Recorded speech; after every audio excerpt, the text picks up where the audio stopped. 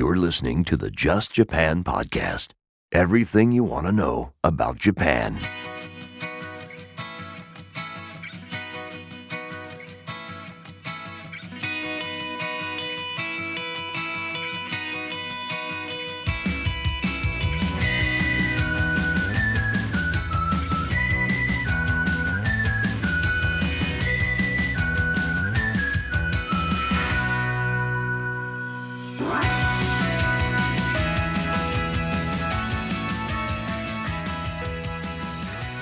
Hey there, folks, and welcome to episode number 146 of the Just Japan podcast. Everything you want to know about Japan. My name is Kevin O'Shea.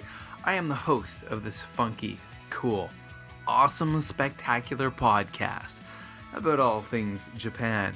And this week we've got another wonderful episode coming your way about Japan stuff, because that's how we roll. That's what we do. We talk about Japan. We talk about jobs in Japan, life in Japan, Japanese culture, language, you name it, food. Oh, we're all over the map. And this week we've got returning guest Andrew Higgins, and he's on to talk about coaching in Japan. That's right, coaching a sports team in Japan. Something I've never done, but it's pretty interesting. And since I've never done it, I can't really talk about it. So what better way to learn about it than bring someone on who has done it? So again, this week we've got Andrew on to talk about coaching right here in Japan. Please hang up and try again.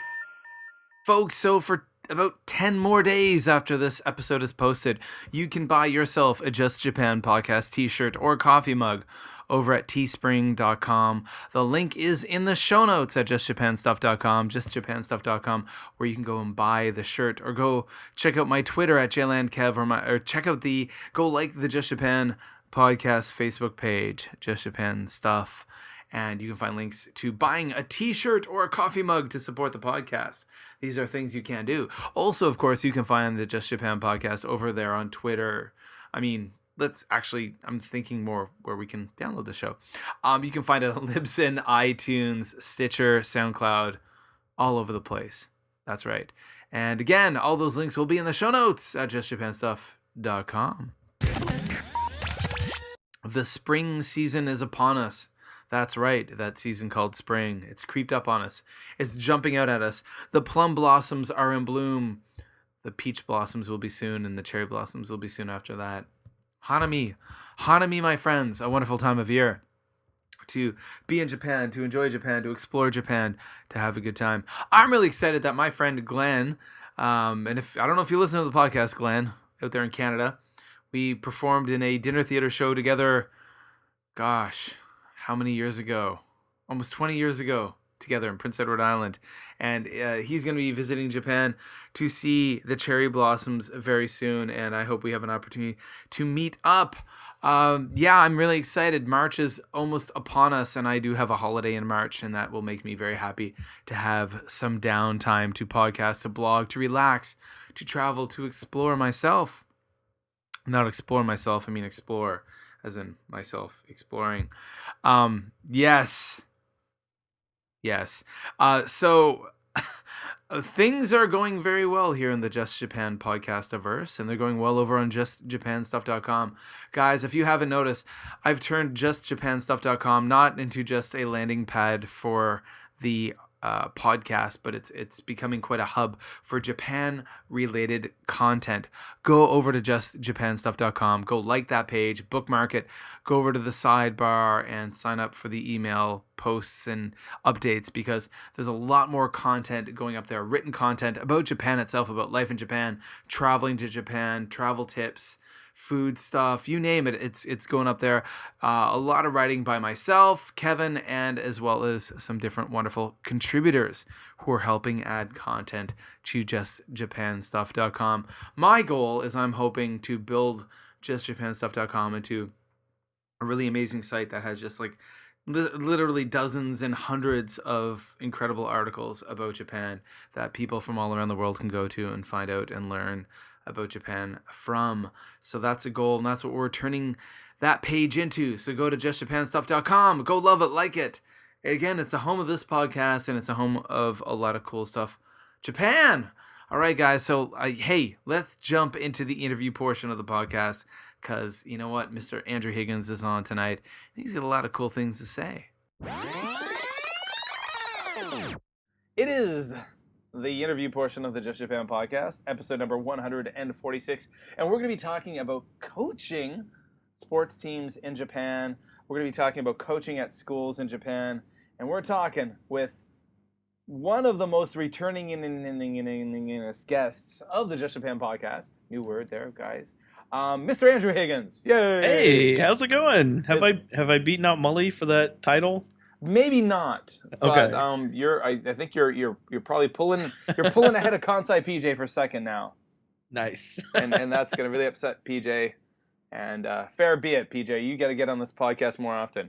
That's right. Yeah. Defend your title. your second place title. Yeah. Yes, Mr. Andrew. Actually, I have no idea. No tally. 146 episodes. It's all confusing at this point. I have no idea what's up, what's down, what's east, what's west. Yeah, it's just it's a haze, folks. That's right. Yeah. So Andrew, thank you so much for joining us this evening. Yeah, no problem. And it's always good to have Andrew on just to talk about anything. You're one of those guys where it's fun to. I got to admit, that's, I think, one of the things that a lot of the people who listen to the podcast who are regulars will always say, that they always love hearing Mully on talking about stuff, because it's just fun to listen to Mully talk about stuff. But I also hear the same feedback about you. People just enjoy hearing you on the podcast, and they enjoy hearing your stories and whatnot. That's good. That's nice to hear. I'm glad that that somebody is taking something away from these, or finding some kind of enjoyment, or hopefully a little bit of education about Japan or life in Japan. Yeah, absolutely. Because if they weren't, and I didn't get that feedback, I would never call you again. Exactly. That's the reason I keep bringing you back. No. So what's really cool, folks, is I wanted Andrew to come on this evening and chat about a topic that I actually have no experience in Japan, which is, everyone, secret. One of the reasons why I call it the Just Japan podcast, when I talk about everything you want to know about Japan, it's because I bring on people who know stuff about Japan that I don't. Because my scope is pretty limited. I know that there are those out there who consider themselves Japan experts. I don't. I've been here for almost 9 years, but again, my scope is pretty limited. I have certain interests and hobbies and a certain type of life and a certain job, and I'm very familiar with that world. But there's a lot of cool stuff that people can do in Japan that I don't experience. And that's why I have different people on. And Andrew's going to talk about coaching. Yes. In Japan, something I've never done. Now, coaching is something very interesting. When I think about coaching, obviously, we're talking sports and whatnot. And I recently was, back in the fall, looking at a job search site. And it was for international schools. And they had a section that they wanted applicants to fill out about positions in schools, coaching positions, that you would feel confident enough to put yourself down to be a head coach or an assistant coach. And I went through the list, and there was actually nothing of all these different sports that I would feel confident enough about myself to be a head coach, but there were several that I would feel comfortable to be an assistant coach. Yeah. So, for example, running, cross-country running was one. I'm currently not a lot of a runner, but I do have a big background in running. So, I feel confident enough to I know about running. I know I could put together plans on paper for students and help them. I think the same went for if there was a boxing club. I used to box when I was in high school. Believe me, don't put me in the ring right now. Oh God, no. But again, I could put on a pair of focus mitts and hold a heavy bag, and probably put some exercise routines together on paper. Right. And there's several sports where I feel comfortable that way. But in Japan, I've never had any opportunity to do any sort of coaching whatsoever. So, Andrew, I suppose, this guy's been on the podcast so many times, folks, that sometimes I forget that some of you, this may be your first episode listening. So before we jump into talking about coaching, Andrew, could you tell the Just Japan podcast listeners, the new ones out there, a little bit about yourself, where you're from, what you do, and where you live in Japan? Sure. Well, so I moved to Japan in 2012. I came here a couple of times before. The first time was back when I graduated from high school, and then came back again a few years later. Well, 8 years later, 2008. And I was in the Kobe area at that point for a few months. And then 2012, almost 5 years ago, moved here full time to be an English teacher. And I've lived in Ibaraki Prefecture that whole time. I've lived in a couple different towns here in Ibaraki, but yeah, for 5 years I've been here in Ibaraki and teaching English. And it wasn't until actually a couple of years ago, 2 years ago, when I moved, that I started coaching. Okay, cool. So, by the way, for those who may not be familiar with the geography of Japan so much, where is Ibaraki Prefecture? So Ibaraki is just north of Tokyo. So Okay. if you know where Tokyo's at and you just go straight up north just a little ways, the first prefecture you run into is Ibaraki. Okay, so obviously people know Tokyo, and I Yeah. mean I live in Kobe, and Kobe's it's no metropolis, but it's still a pretty big city. It's 1.5 million people, and by Canadian standards, I am a Canuckistanian. That's pretty damn big. Biggest place I've ever lived. No. Okay. Let's step back. No, it's not. I lived in Seoul. I forgot about That's that. pretty big. And I lived in Busan. Okay, yeah, Busan's about 4 million. Seoul's about 15. Yeah, okay. But okay, it's the biggest city in Japan I lived in, and the only place I've lived in. But yeah, so how would you describe Ibaraki? Is it a pretty rural kind of place? Oh yeah, definitely. It's very rural. Like it doesn't take me that long to get to Tokyo. Like my friends and I, we meet up once a month or so. I have friends from different places that live in Tokyo. We all kind of meet up once a month, just to get a burger and just kind of hang out and goof off in Tokyo. And it takes me about an hour and a half by train to get to Tokyo. So it's not so far away that I can't be there for a day trip. But yeah, it takes me the city I live in is city part of the town. Like I don't live out in the country, but it takes me about 20 minutes to drive. I have to drive to school. It takes me about 20 minutes to drive to one of my schools. And so, yeah, it's like a 20-minute drive. So, yeah, like I live in town and I live near the station and there's stuff in town. But yeah, to get anywhere, you have to pretty much drive. Okay, so you have to have a license where you live. Oh, yeah. Okay. All right. Cool. Okay. Well. Okay. So now, I mean, what I wanted to talk about this evening was about coaching. So, can you tell us? So you're a teacher. Obviously, you've already mentioned that. Yeah. Can you tell us a little bit about the school you work at? I suppose, kind of in a nutshell, like what you kind of do there, and then can you tell us about how you got into coaching? Sure. Well, so 2 years ago I moved. And so the first 3 years that I was here in Japan, I was only doing elementary school. And so there isn't really an opportunity to do or help out with any of the club sports at your school because elementary schools don't really do club sports. That's not really anything until junior high. Okay, and that's a pretty darn big thing in junior high, isn't it? Yeah. Oh, yeah, definitely. Like you have to, you actually have to. I believe it's mandatory in Japan where you have to join a club, right? Yeah, there's some sort of club activity that you have to be a part of. And so my school, so I moved, and 2 years ago moved to this new school and actually started junior high for the first time. Okay. So I was really excited because I had heard from other people that had worked in junior high about, doing club sports. And some were either words of warning of like, don't get involved because once you start, you have to, you're kind of expected to keep helping.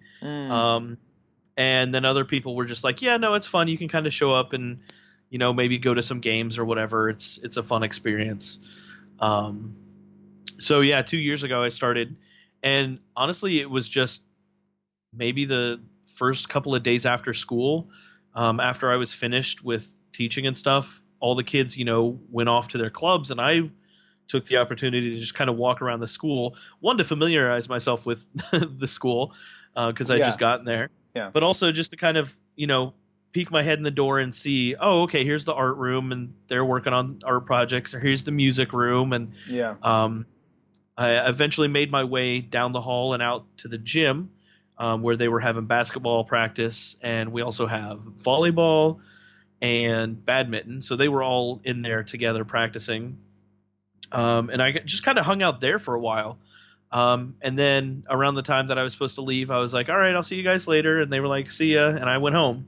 And then the next day, the same thing happened. I kind of made my way through the school, except I went outside and kind of watched the soccer team practice and walked out by the field houses where they keep all the equipment and stuff, and walked around the corner, and all of a sudden I see just softball. I was like, oh, I didn't even know we had a softball team. So kind of hung out at the softball field and watched them practice for a little bit. And actually one of my former students now, she's since graduated and gone to high school, she was really good with English. And so she ran over to me and asked, she's like, oh, what are you doing? And I was like, oh, I'm just, here to check out what's going on. And she's like, do you want to help with practice? And I was like, sure.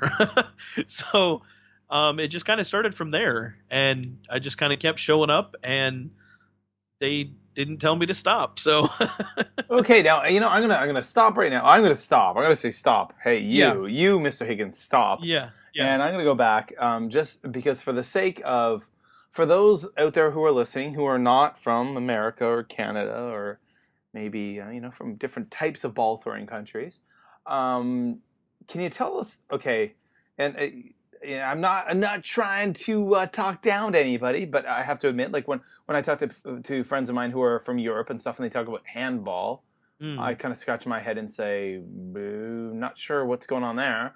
Or when, of course, friends of mine from down under talk about cricket, I scratch my head and I say, I love those bugs. They make beautiful sounds. We have different sorts. So what's basically the difference between, say, softball and baseball?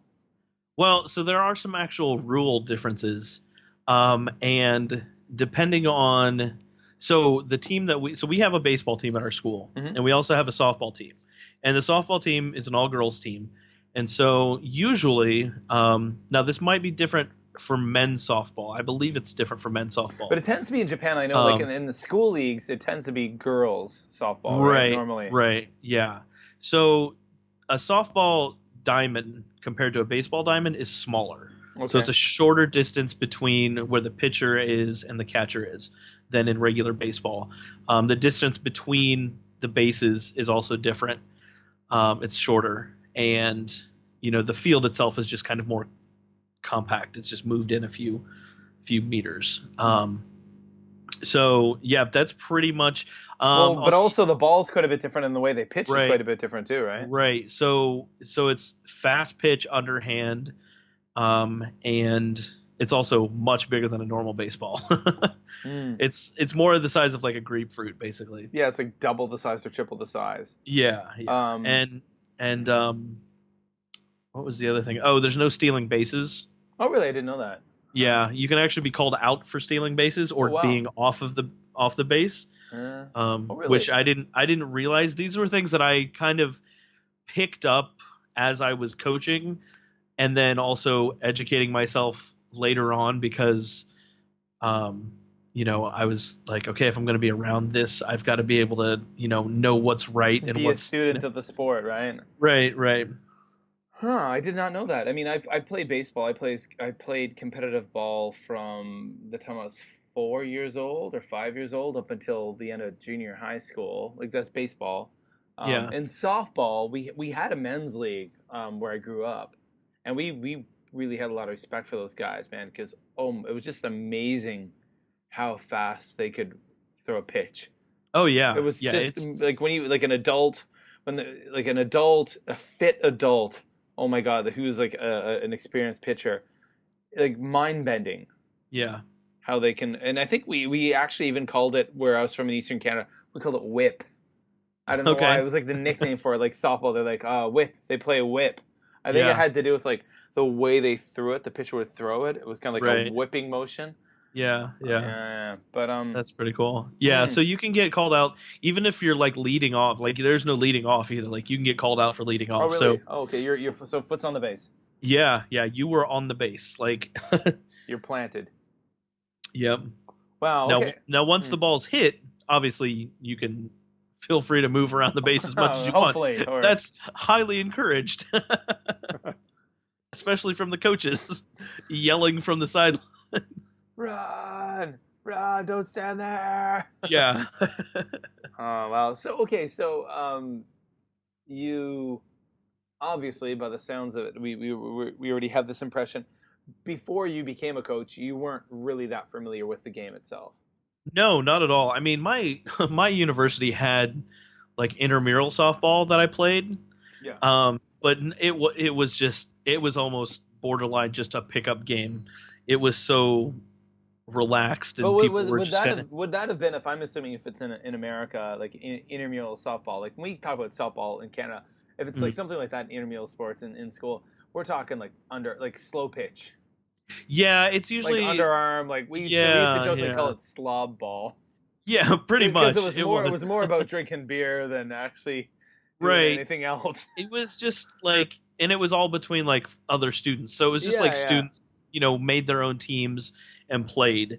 Like, I mean, my school had a baseball team. They had basketball. They had, other actual sports. But not that softball is not a real sport, but they had, division, NCAA division games and stuff like that. But intramural softball was just for us, that just wanted to goof off and play some softball. Yeah, and I mean, in actual softball, like you're talking about, you coach, it's a very serious sport in Japan. And I mean, Oh yeah, I mean, the Japanese women team won the gold medal in the London Olympics. right. And I know the softball was removed from the Olympics in Brazil, but I think I've read it's going to be back in the Olympics again. Yeah, I believe so. In the next one, which will be in, I don't know, where is it? Tokyo. Yeah, Wait. 2020. should have known that one. Yeah. Everyone, so I now hand in my Just Japan podcast card, my Just Japan podcast license. This is the last episode. This is the last episode. The fact that I just asked where the next Olympics would be. So now I turn in my podcasting license and I hand it over to Andrew. Here, the keys to the car. No. Well, this is not going to turn out well. Episode 147 is up to you. Okay. And all those from now on. Okay, no, we won't do that. But yeah, I've heard it's back in the Olympics for the next one, which would make sense. The fact that Japan won the gold in the last one, right? They probably really pushed to get it put in the Tokyo Games. Yeah. Yeah. Okay, so you're coaching. So what as a softball coach, what are your duties? What do you do? Well, so we have three coaches actually. Okay. We have the head coach, and then myself and the other coach. And so it's the way that it goes in Japan is that it's the teachers that are the coaches. Yeah. So if you're and now this doesn't really apply if you're just your standard ALT.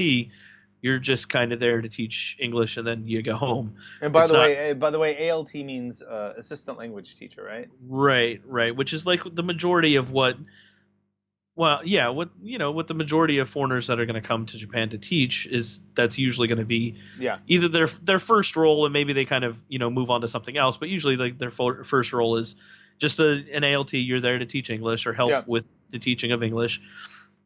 And usually, you don't work directly for the school, and it's not really expected or even required of you to help out with anything other than what you're assigned to. You teach your English class, and off you go.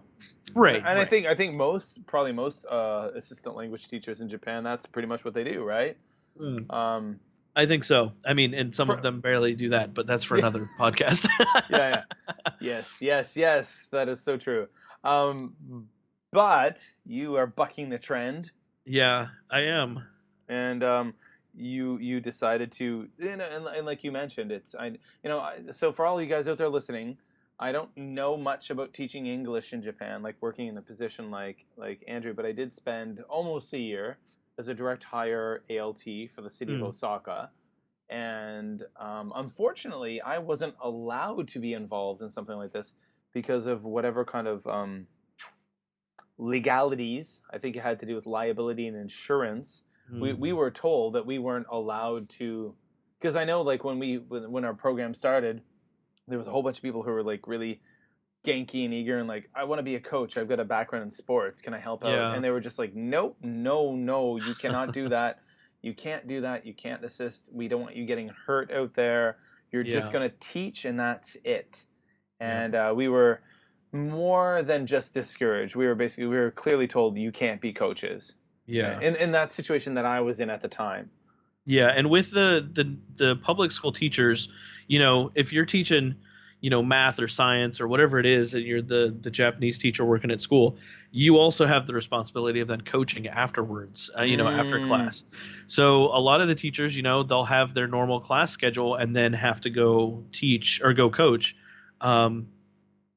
So, some of the other English teachers, like the teachers that actually work for the school, they're the tennis coach, or, the science teacher is also one of the, softball coaches, so they have to take on that role as well. And it's a big responsibility, right? That's a lot of Oh work yeah, for them. it is, because It's almost like another full-time job on top of their full-time job.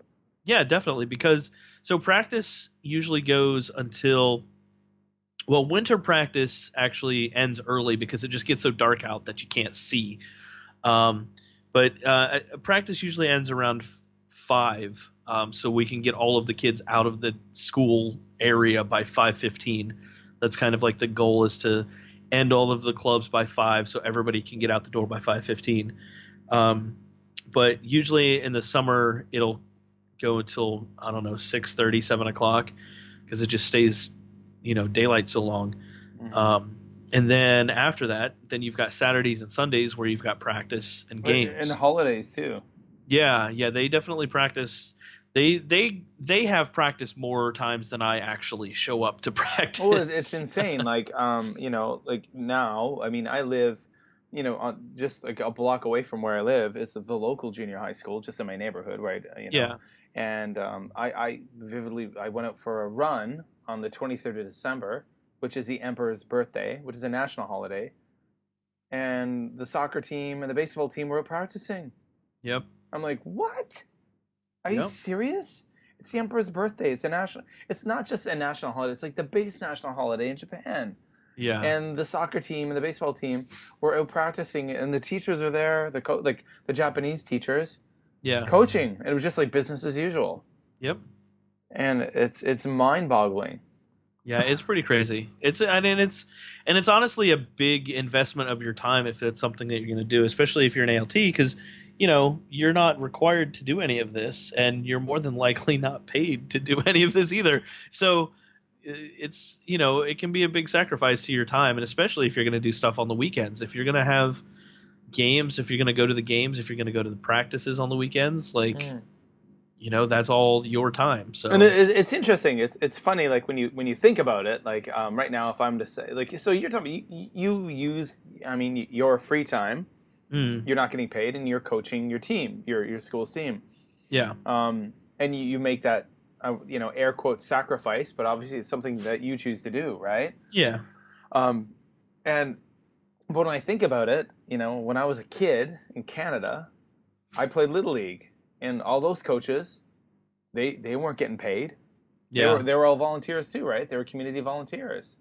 Yep. And they were just doing it because they wanted to help kids in the community. Yeah. And they were giving a lot of their time to do that, right? Yeah. So everyone, number one, hats off to Mr. Andrew Higgins. So I'm curious, like what motivates you to do it, to continue doing it after a few years of being a coach?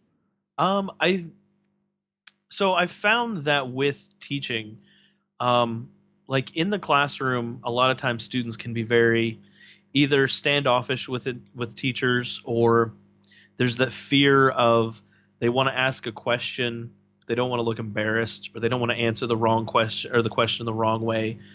And I feel like there's an opportunity outside of the classroom, and it's not necessarily through coaching. It can just be interactions outside of the class. Interacting with students on a level with them outside of class, whether it's talking about, what music they like to listen to, or what movies they watch, or what anime they're watching, or what manga they're into outside of class.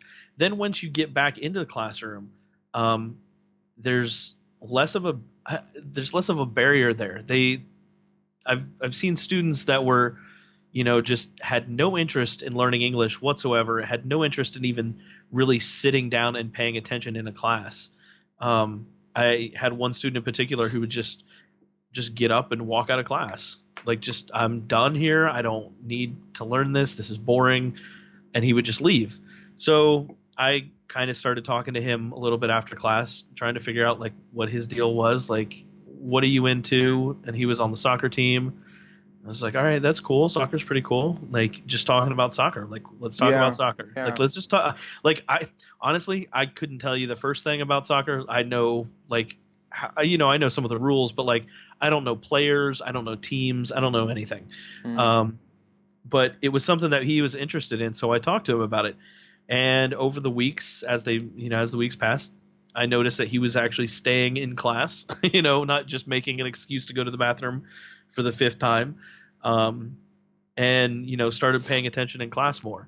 And for me, like, and I notice with my students, the girls that are on the softball team, I use Japanese with them, because it's, we're out on the softball field. I don't feel like I have to be like 100% English, but a lot of times they ask me questions.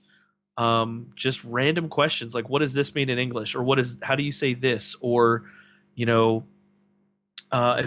I say something, swing the bat straight, stuff like that. I'll use English and try to like teach them random things that way. And then they end up running around the softball field saying stuff in English. And then when class time comes and I'm walking around the room while the Japanese teacher's teaching, they can pull me aside and ask me a question about something that's going on in the lesson.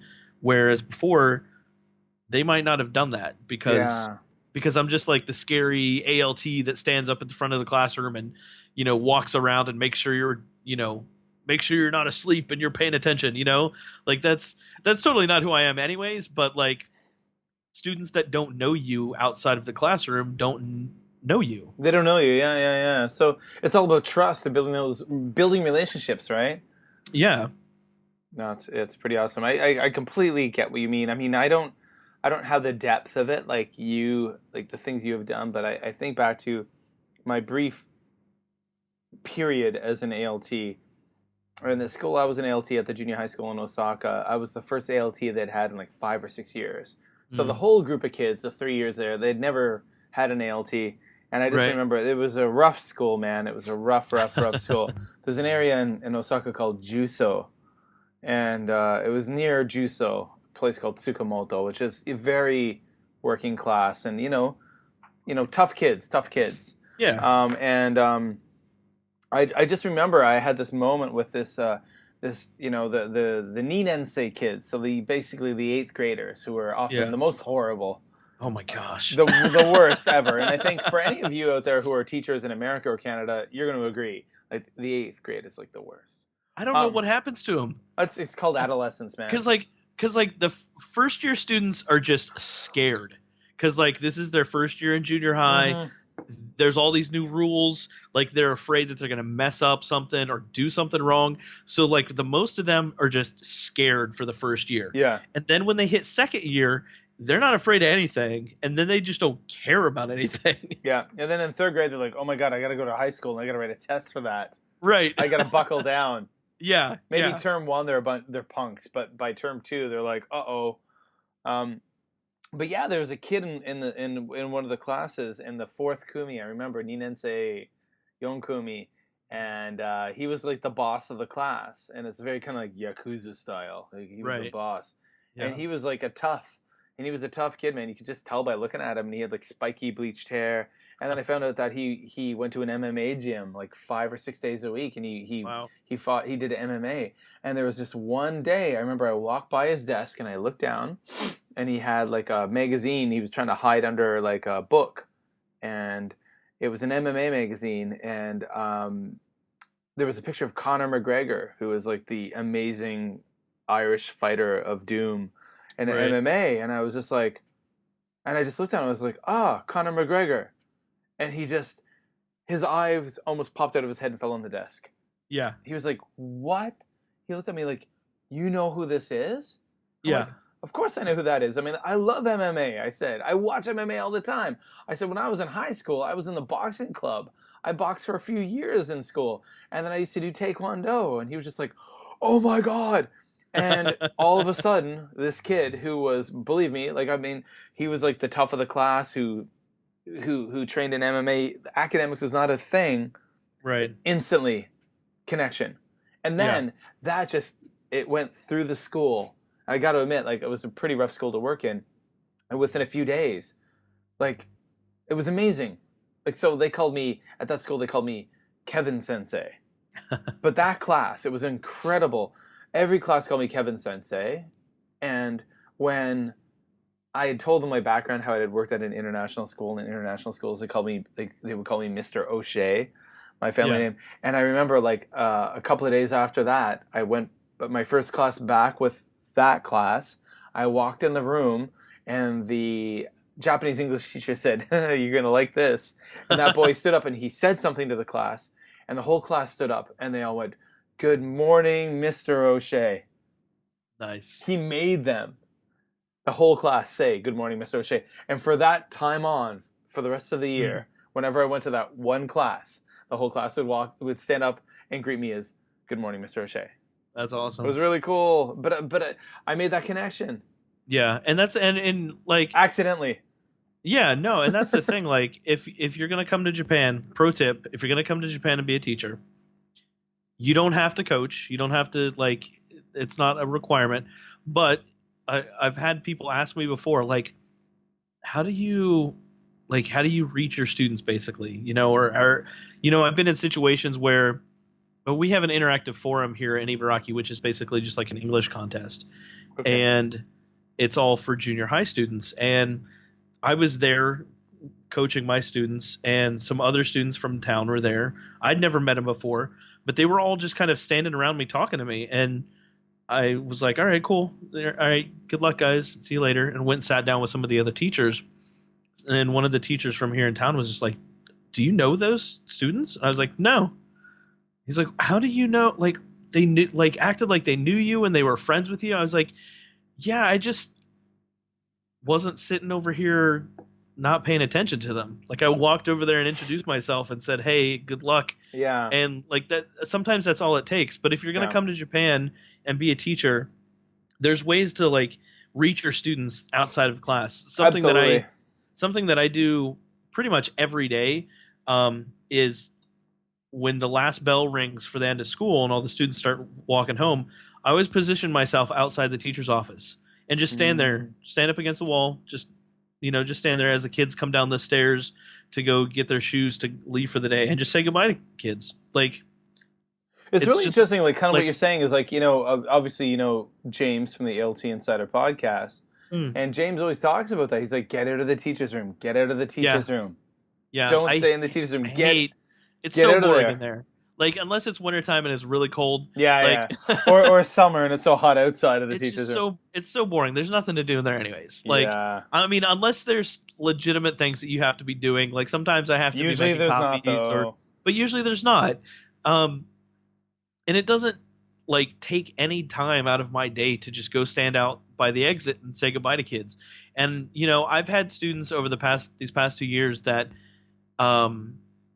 have either not really talked to me, not like, "Oh man, that student didn't talk to me, that hurt my feelings," but just like students that just I'm too cool for you, basically. And like, I've seen students just by me standing there, just giving high fives and saying goodbye to other students. And I have, like, certain students that I have, like, special handshakes with, that this one kid who's kind of reminds me of your student, from your story. Yeah. Kind of the Yankee kid, like, just kind of, but he's a really good kid, but he's just kind of crazy sometimes. But, like, every time he sees me, we do this, like, special handshake that him and I do, and, like, that means something to him. And, like, that doesn't take any time, that didn't take any effort from me at all, but it means something to him. And so I'll do it every time just because it just means something to him. You know, So then I think those are just that's just a teacher tip in general. It doesn't matter if you're teaching English or being a teacher, yeah, a homeroom teacher in the world.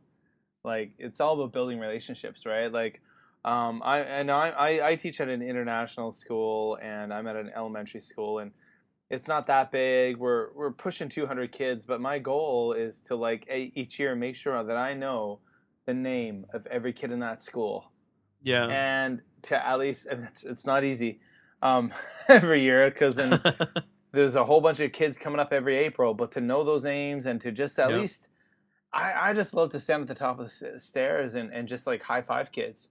Yeah. I'm like, high five, guys, high five, and they just, man, they love it. Yep. And I have kids that we have like inside jokes. They'll walk past me and they'll like kind of whisper something under their breath, and we'll both laugh about it. I've got students that, I know that are interested in certain video games.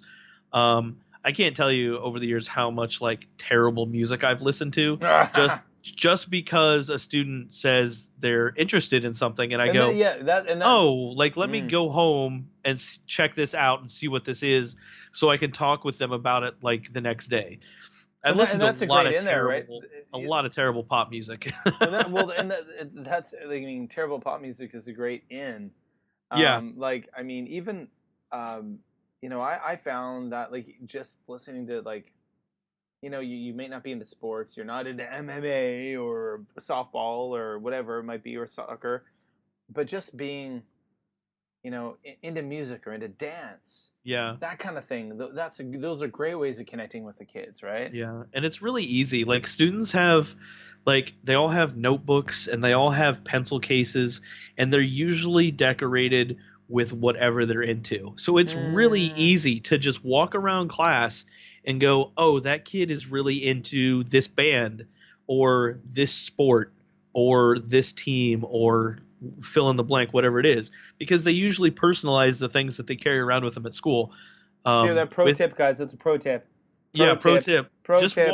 You just got to walk around and look at what they have written all over their notebooks, because it's usually. I think some people don't do that, though. Yeah, it's usually just whatever band or whatever they're into. So. Very cool, very cool, and then you can learn that way. I mean, there's even like crotchety old Mr. O'Shea, me, Kevin. I'm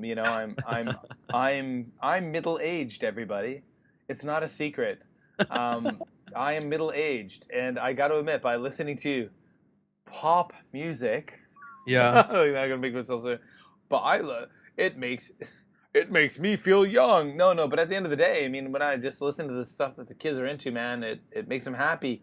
Yeah, and I can say, oh yeah, I like this song, or I know who you're talking about when you mention this artist. Yeah.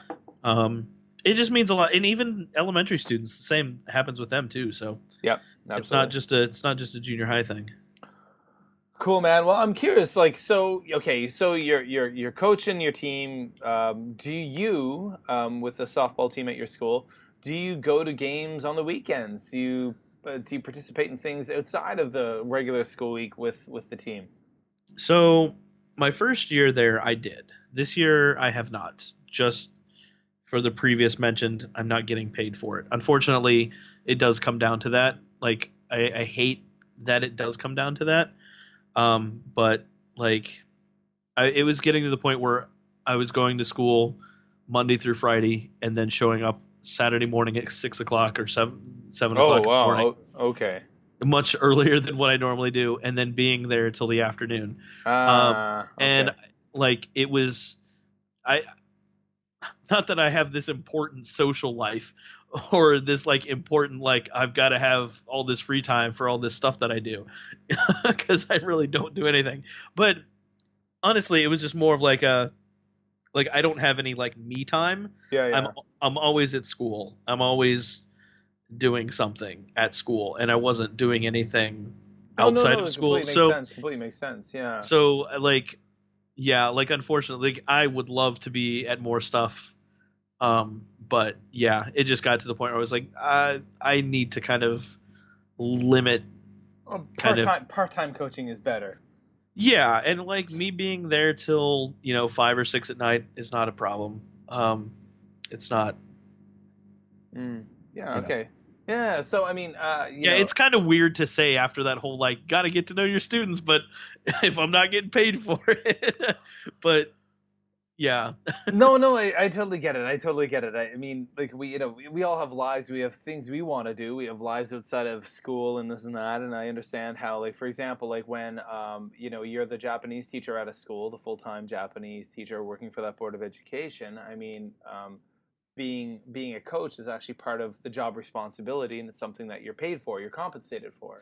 So Right. if you're working as an ALT, that's something that's 100% volunteer. And I mean, you're volunteering during the week. If you're staying to 5:30, you're actually staying at school probably more than an hour at least than you have to. Every day you're giving up that time, which is great, and the kids appreciate that. But obviously on the weekends, man's got to do what a man's got to do. You're an international man of mystery. Exactly. An intrigue, and that intrigue and mystery has to be maintained. Exactly. I totally get it. There's a lot of things I would love to do too. But I just don't have the time. Okay, so hey, Andrew, I don't want to keep you much longer. It's Friday night. We're chatting. We're talking. Yeah, I got big plans. You're an internet, Right. as do I. Mostly involving going to bed. So you were, as an international man of mystery and intrigue, you have a Yes. YouTube channel. I do. Which all international men of mystery have. Yeah. So can you tell us, and the Just Japan podcast listeners, especially the noobs out there, a little bit about your YouTube channel? Sure. Well, I started my channel, back in college, back around in college, just for goofing off. And then once I moved to Japan full time, I kind of wanted to basically just show videos of my life, just so people back home knew, like, hey, he's still alive, Okay. just to give people a glimpse of kind of the things that I see on a daily basis. And kind of over the years, I've kind of built that into like just kind of doing weekly videos. It depends on the time of the year if I get real busy. But yeah, the whole goal of my channel has always been to just help people see like a different side of Japan instead of just the glamour and the flash and the things that you see in Tokyo. Or the life of Kevin, the glamour that is my life. Yes. Yeah. And just kind of like the everyday normal things that go on in Japan. And I just talk about pretty much what goes on during the week of my week at school, what it's like to be a teacher here in Japan. And it's mostly just for the people that like family and friends back home, but like it's grown, and yeah, you have more than just family and friends watching you. Yeah. And now, there's people that I talk to from all over the world that send me messages that, want to come to Japan and want to be English teachers. And so now I kind of feel responsible to like do quality videos or do better content of just like, here's some things to help you out. Cause that's the things that I found helpful before I moved to Japan, were people's videos that were talking about their life in Japan. It was great. Cause then I could kind of say, okay, this is what I can kind of expect when I move to Japan. Exactly. And you guys, and I say this in my old man voice waving my cane, you guys are lucky, because when I first came to Asia, there was no such thing as a YouTube. Yeah. When I moved to Korea in 2002, man, there ain't nothing like this.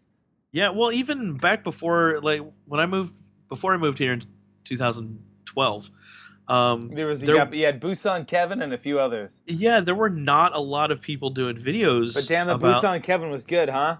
Huh? Exactly. Whoever that Busan Kevin guy was, huh?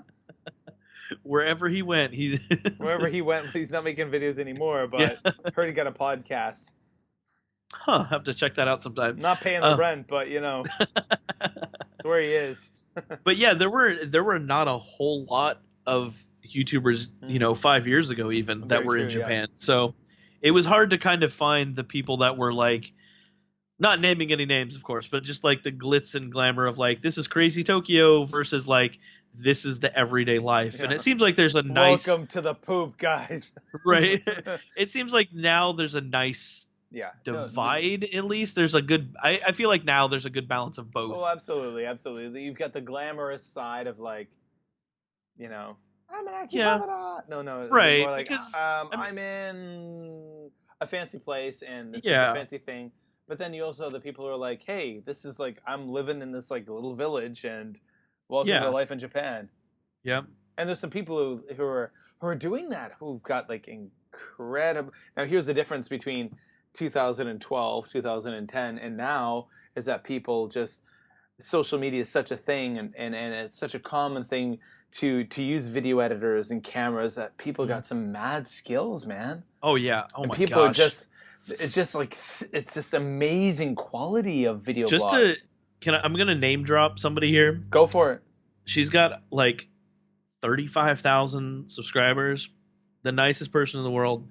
Internationally me. Guys, go check out her channel. Yeah. Actually, I her discovered her recently videos- through you. Oh my gosh. Her videos and the editing is like I watch it and I'm like, I just need to shut my channel down because I will It's not like I pro cannot compete quality, with right? Yeah, and like also nicest person in the world, but like yeah, her videos just I watch them and I'm just like amazed like every time because it's just the editing is just amazing. Yeah. Everyone's like the next Casey Neistat, right? Yeah, and Like, I mean it's just everyone's. I think a lot of people are learning from that kind of style and just kind of going with that kind of amazing kind of editing and. yeah, definitely. Yeah, that's Kevin. YouTube, no happen now. No happen. Me one take video. Shoot. That's pretty much what I'm at. I'm Yeah, just like, you know what? I'll get it in one shot. If not, Yeah, if not, warts and all, farts and all, burps and all. Yep. Guys, this weekend, if you want to see me, this is it. I can't do that. But yeah, okay, cool. So how can people find you online, good sir? Well, you can either do a search on YouTube for Higgins in Japan, or you can go to facebook.com/Higgins in Japan. And there's links there to all my videos. I always post my videos on YouTube and then always through the Facebook page.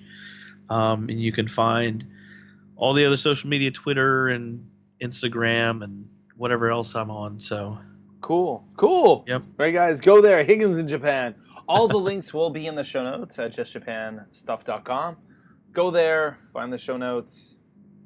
All those linkies will be there. So you got to do that. Andrew, thank you so much for taking the time to stop by the podcast. yeah, no problem. Thanks for having me on again.